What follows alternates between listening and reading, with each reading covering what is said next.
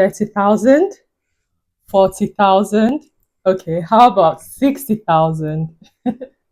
If you're wondering how much it costs for a self-employed solo buyer to purchase their first property, no worries. I'll be sharing every single detail in this video, so keep watching. So let's get straight into it. One of the first payments I made was to my mortgage broker, and that cost £545. So now I think I must have gotten like a bit of a discount on that because I'd also used a referral code from the YouTuber who I had sort of gotten her referral from. And so if you also want to get a discount, I totally recommend Emma, my mortgage broker. Check her details down in the description and you'll also get a discount. And yeah, so I think back in the day, mortgage brokers, it didn't cost like the buyer to work with them because they do get commissions from the bank, but that's no longer the case. And I definitely have to say the service is worth every single penny because they do a lot. And Emma helped me a lot throughout the whole process, right from like my first inquiry with her, going on viewings, and they're helping you in all of this process and you haven't even paid them yet.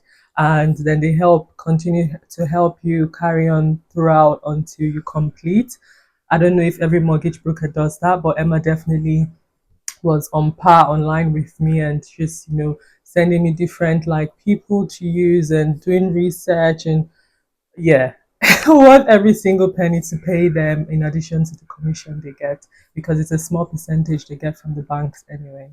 The second payment I made in total to my solicitor was 1,902.75 pence, and this includes £150 fees for the bank.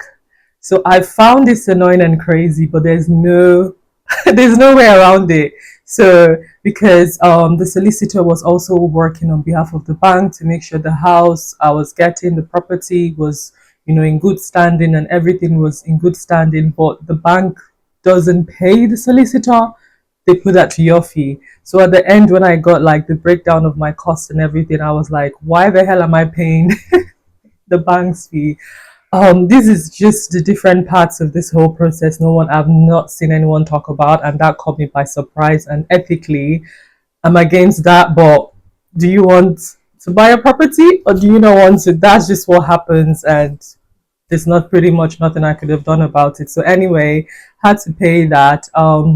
So initially, the solicitor doesn't take all of that money from you at the start.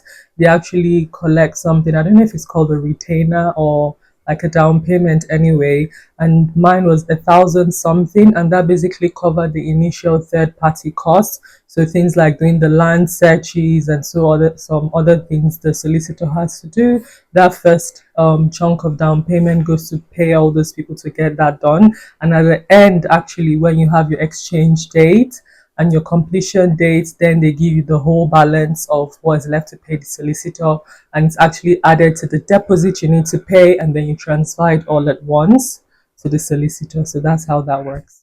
Hello guys, this is future Lize here. So I only just realized that this part of the filming cut off, and so I thought I'll just come in here and make sure I add it to the video. So I paid a valuation fee to the bank for £100.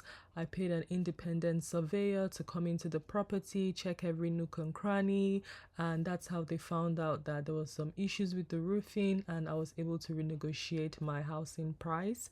And so yeah, I paid £575 for that. I also paid home insurance, which is important. You wouldn't get an exchange date unless you have a home insurance. And I paid £370.97 for that. And then I also did an executive income protection, which means if I were to fall ill, have like an illness, an accident or whatever, and I had to take time off of work, I would still get paid a salary, which will help me pay my mortgage. And so this is £107 monthly. Another cost I had in terms of buying this property was my moving cost. And so because I had a whole lot of stuff, not just moving my personal stuff, but moving my photography studio props and stuff as well. So although I had a friend who helped me, I also needed a van that would just take all of that furniture in one go. And that cost £240.86. And initially I'd gotten a quote from someone who my sister had used to move, and he quoted me £450, and I was like, what? I knew this would be expensive, but did I think it would be that expensive? So anyway, I googled, and I think I found a website called Compare the Man, or is it Compare the Van? I don't know, one or the other anyway. And yeah, different quotes came up for like a really big truck. And I was like, oh, okay. And that was 190 something, but I booked for 3 hours. I also booked for for one helper as well, apart from the driver. So there'll be two people loading the van. When I first moved 2 years ago, I did the cheap thing of saying, no, I'm gonna, take all my luggage myself and put it into the van. I don't want to pay for help. Yeah, that was difficult. So this time around, I was like, no, I'm just gonna box everything, fold my arms, and sit pretty like the lady I am, and let the people who I'm hiring do the heavy lifting because that's their job. And so, anyway, that's why I paid for that. Okay, so now I'm coming to renovation. So the property I got wasn't a turnkey, which means a lot of work had to be done. It looks pretty behind me right now, but that has come with work. And so I really I'm drawn to burgundy color, which was sort of what was behind here already, but I sort of chose like a deeper, richer one, and it was repainted over this. The whole house, everywhere was painted as well. The skirting boards were coming off, that was done. The conservatory, they just done a quick botch job. So like the wall that attached to the property was just like in that ugly brownish wall, outside wall color. So that all was painted white. Oh, they did so much to zhuzh this house up. I changed my bath. I changed so many things anyway. So that came the whole job came to 5,400. Yeah. I had sort of budgeted 3,200, but tradesmen, man, tradesmen. I've learned Whew, I've learned from this whole process to get second quotes because yeah, this tradesman took the piece and things were just increasing. Anyway, let me don't get into it because we're gonna be here, but yeah, it ended up being 5,400 for that. And that included deep cleaning the house as well. And that is another story in itself. So the deep cleaning was sort of like an upsell by the tradesman. And I'm going to advise you now, if you get someone to renovate your house and cleaning is not part of their service, don't let them upsell you, because the deep cleaning they did was not the deep cleaning to my standards. When I came to visit, I was like, the windows still had dust, there was still debris and dust in places. And when I called them up on it, like he had sort of basically brought in his wife to do the cleaning, and she got so defensive, so upset. She was like, what do you mean I'm not cleaning? Look, I've been scrubbing. And I was just like, and she was like, oh, this is an old house. This is an old house. It's not going to come up. I'm like, I understand this is an old house, right? But there are two types of stains. There's stains that will come off, and there's stains that are sort of like not going to come off. And this is dust. I literally put my hand on the window sill.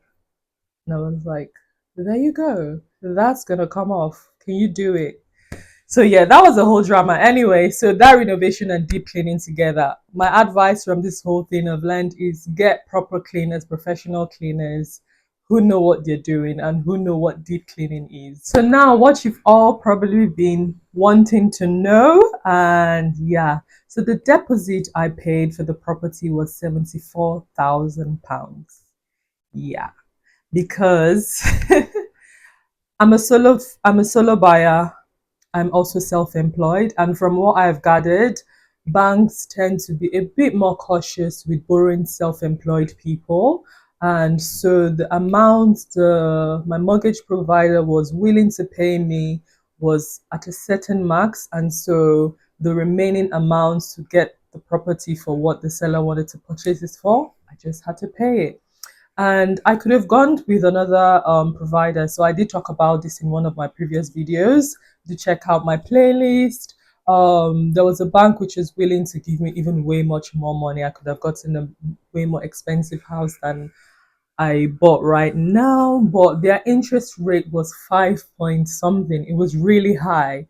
Plus, I sort of said to myself, you know that thing people say like, oh, when you start making a bit of money, you start to like upgrade your lifestyle and start going crazy. Is it called lifestyle inflation? I basically didn't want to do that.